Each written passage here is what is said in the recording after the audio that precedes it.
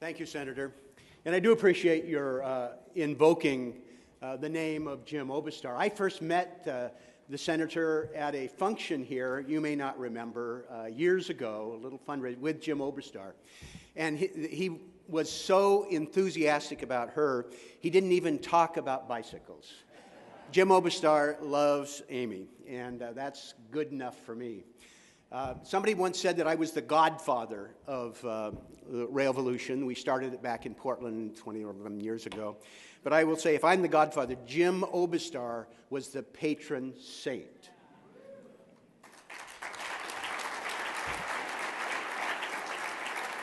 He's one of the reasons that actually we don't pay so much attention to those rankings. You know, we don't. We're all sort of in this together. We in Portland think it's appropriate for other cities occasionally to be ranked number one. I mean, it just keeps the process going, and it inspires one another. And it's what we find in our terrific wine country in Oregon. The winemakers long ago discovered that they're not competing against one another. It's a very collaborative process because they're building the brand, and a rising tide lifts all Pinots. They're better off together, and that's what we are in this space in terms of livability. The Senator told me as she came in, somebody said, there are too many speakers. Well, you know, we've got a lot to say. And I will say this is the speech that's the hardest for me to write every year. This is the 20th one that I have given. But it's easier to give, in part because when I get half of what I wanted to say has already been said, and it's been said better. We're in a process now where the principles that we initiated 20 years ago to try and come together and talk about some of the things that were happening in some of these idiosyncratic communities, trying to figure out how to harness the power of the iced tea legislation, it's been flipped on its head. We have, in fact, figured it out, and there are examples all across the country that we can learn from one another. I have been, actually, to several hundred communities, talking about these issues, working with people, listening, and there's no place that I have been where there isn't something that is worthy to try and steal and take back home and inspire folks.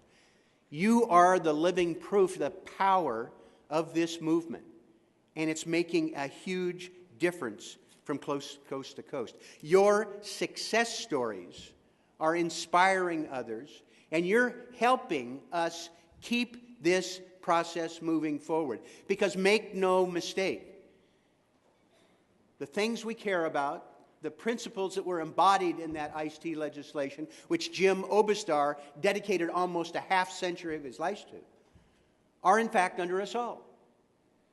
You're watching some resources from the Koch brothers and others being used to fight against local planning initiatives and against local funding efforts.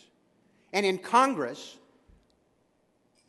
you saw earlier this summer 28 members of the Senate vote to slash the federal gas tax and sort of get rid of a federal partnership that has meant so much to all of us. You may have noticed we haven't raised the gas tax in 21 years. 21 years. That's one of the reasons why people who talk about it'd be nice to have a long-term, comprehensive piece of legislation that we can operate under. No great country has been built 6 months at a time. We haven't had a 6-year reauthorization since this organization met in St. Louis in 1997. And we have failed to deal with putting money on the table.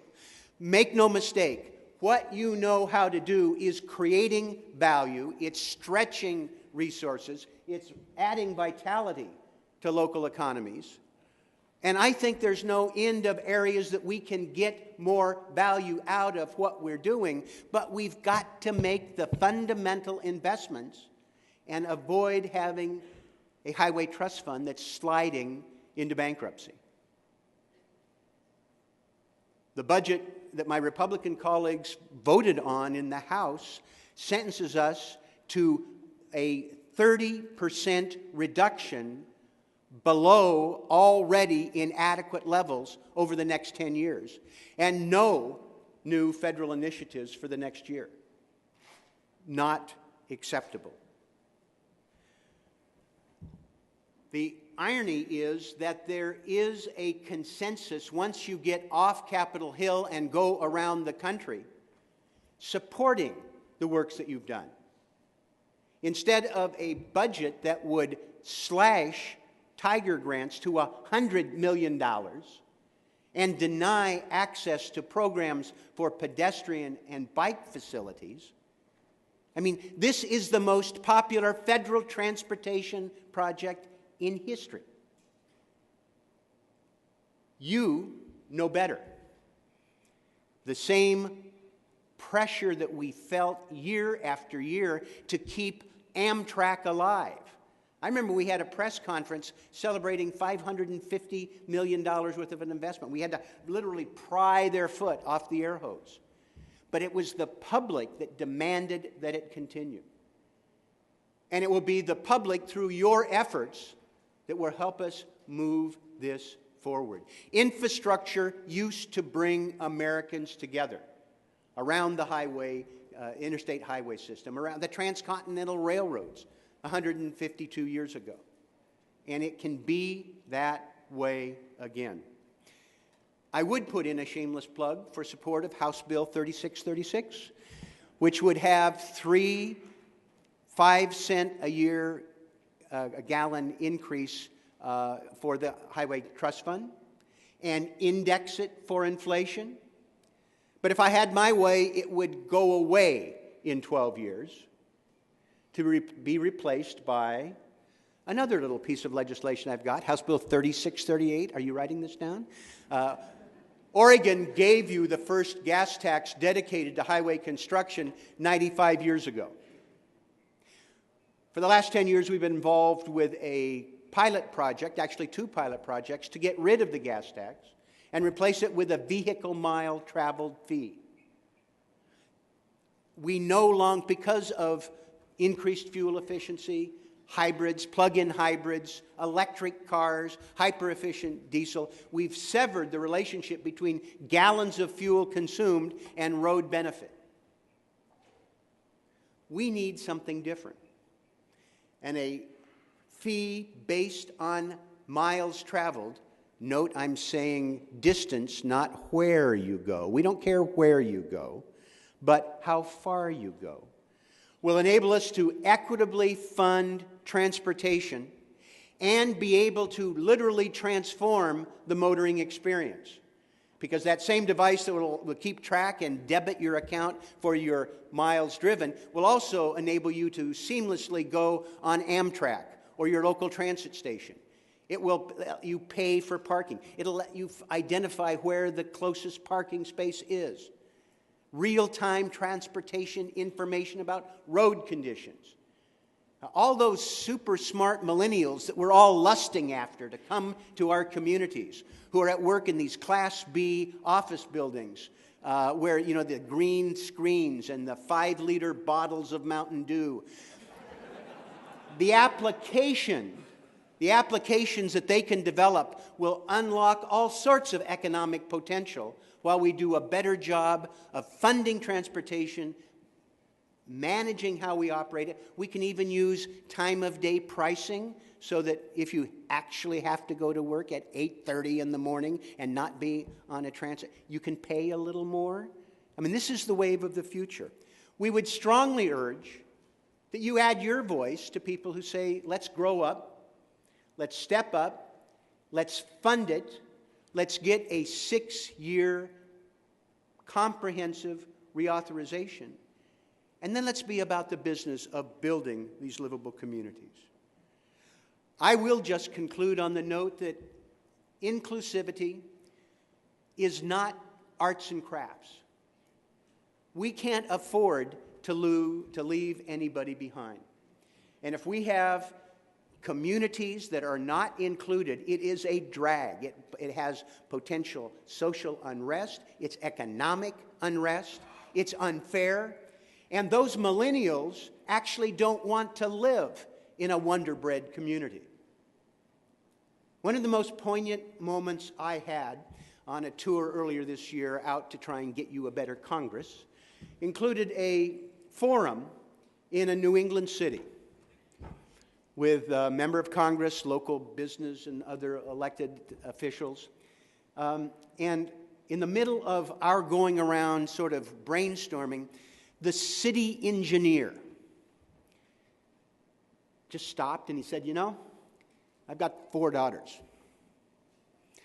My oldest daughter went off to school, experienced what it was like to be in a diverse, dynamic community with choices for housing and transportation and a diverse population.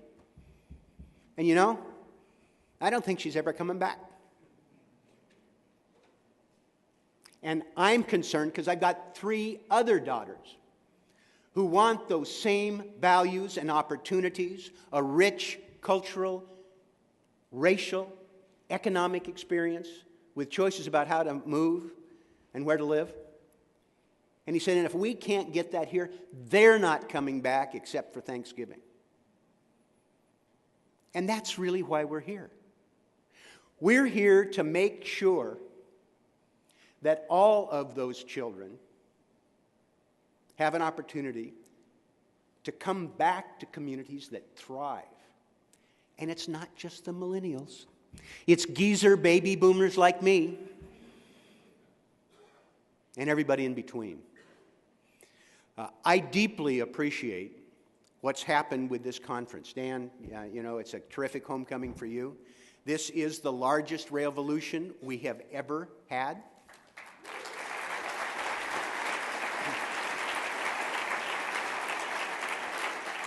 Almost 200 cities, 7 foreign countries, again, a record, and showcasing the remarkable accomplishments here in the Twin Cities in a way that will inspire us all.